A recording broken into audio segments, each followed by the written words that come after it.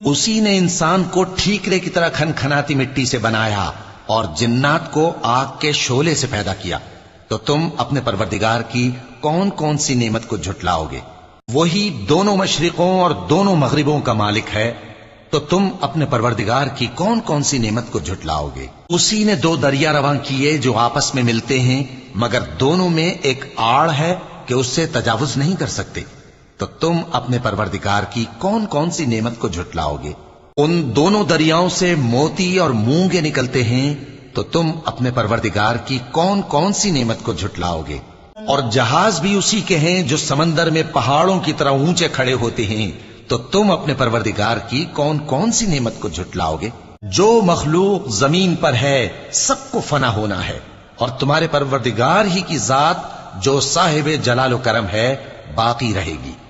تو تم اپنے پروردگار کی کون کون سی نعمت